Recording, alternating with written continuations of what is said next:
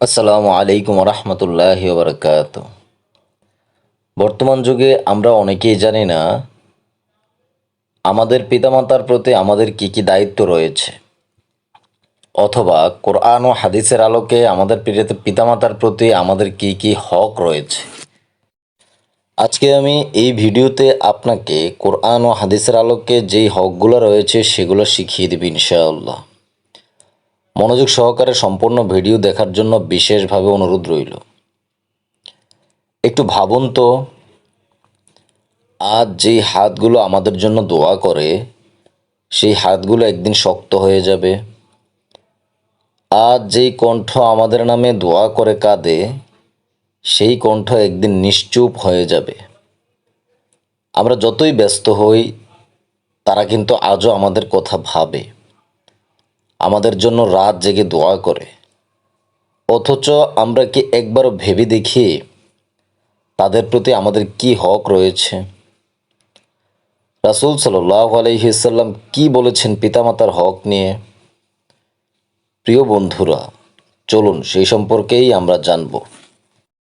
পিতামাতার মর্যাদার বিষয়ে পবিত্র কোরআনে সূরা আল ইসরার 23 নম্বর আয়াতে আল্লাহ তাআলা বলেন, তোমার প্রতিপালক আদেশ করেছেন যে তোমরা শুধু তারই ইবাদত করবে এবং পিতামাতার সাথে উত্তম ব্যবহার করবে।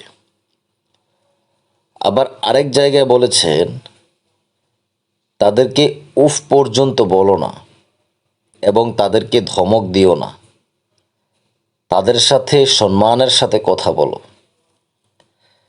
দেখুন, এই আয়াতে উফ পর্যন্ত বলতেও আল্লাহ তাআলা নিষেধ করেছেন। এটা কোনো সাধারণ নির্দেশ নয়, বরং এটি আল্লাহর পক্ষ থেকে স্পষ্ট হুকুম। প্রিয় যুবক ভাই ও বোনেরা, আপনাদের কাছে বিনীতভাবে অনুরোধ রাখব, আজকে হয়তো আপনার গায়ে জোর আছে, শরীরে শক্তি আছে, উঁচু কণ্ঠে আপনি কথা বলতে পারেন, কিন্তু কখনো বাবা মার সাথে উচ্চ কণ্ঠে কথা বলিয়েন না, তাদেরকে ধমক দিয়েন না, অথবা এমন কোনো আচরণ করিয়েন না যেটার কারণে সরাসরি আল্লাহ তাআলার আরশ কেঁপে ওঠে।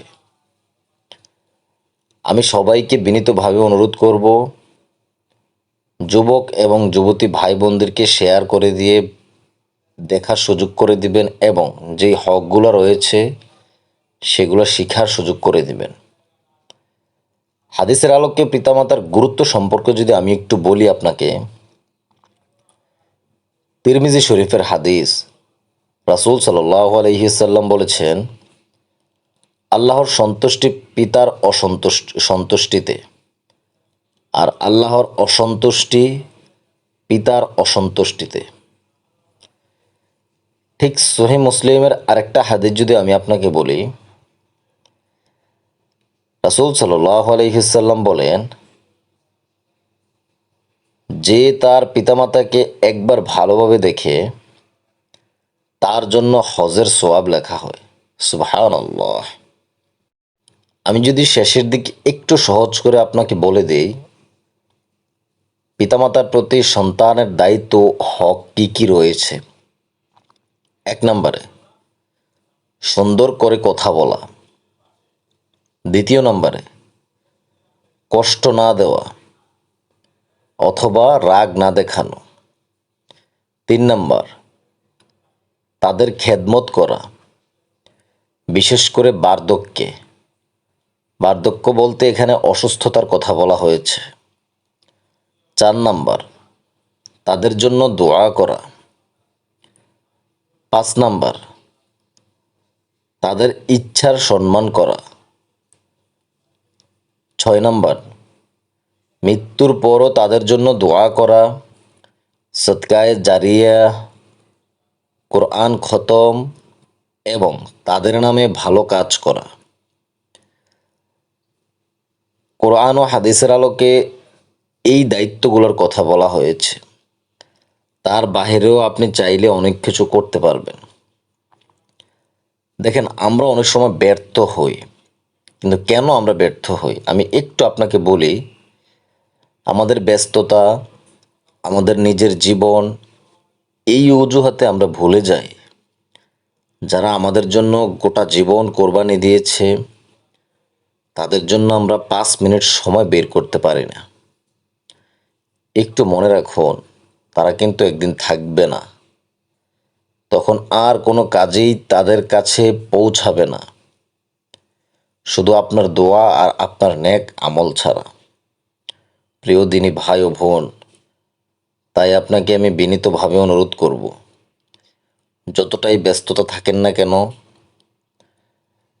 ব্যস্ততাটা স্বাভাবিক একটা বিষয়, কিন্তু পিতামাতার প্রতি দায়িত্ব, কর্তব্য, তাদের সাথে একটু ভালোভাবে কথা বলা, তাদের সাথে একটু সময় কাটানো, এটা কিন্তু খুবই সহজ একটা জিনিস। ব্যস্ততা আপনার থাকবেই, আপনি যতদিন থাকবেন ততদিন থাকবে, কিন্তু পিতামাতা চলে গেলে তারা আর ফিরে আসবে না। তাই আজই পিতামাতার সাথে বসুন, তাদের সাথে কথা বলুন, তাদের পায়ে হাত দিন, দোয়া নেওয়ার চেষ্টা করুন, তাদেরকে বলেন আমাকে মাফ করে দেন। দেখবেন আপনার জীবনের সব সমস্যাই সহজ হয়ে যাবে ইনশাআল্লাহ। কারণ আল্লাহ তাআলার সন্তুষ্টি লুকিয়ে আছে তাদের সন্তুষ্টির মধ্যেই। আপনি ওই বায়েজিদ মোস্তামের কথা একটু চিন্তা করেন। মায়ের দোয়ায় আল্লাহ তাআলা তাকে কোথায় নিয়ে গিয়েছে। জগতের যারাই ভালো পজিশনে গিয়েছে, উচ্চ পদে গিয়েছে, উচ্চ মান সম্মানের অধিকারী, তাদের সাথে একটু কথা বলেন, তাদের জীবন নিয়ে একটু ঘাটাঘাটি করেন, দেখবেন তারা সবাই বাবা মার দোয়ায় এতটুকু গিয়েছেন।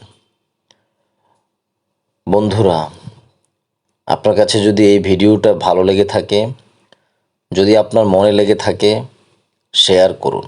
হয়তো আপনার একটা শেয়ারের কারণেই আরেকজন তার পিতামাতার দিকে ফিরে তাকাবে এবং আপনার জন্য তা সোয়াবের খাজানায় জমা হবে।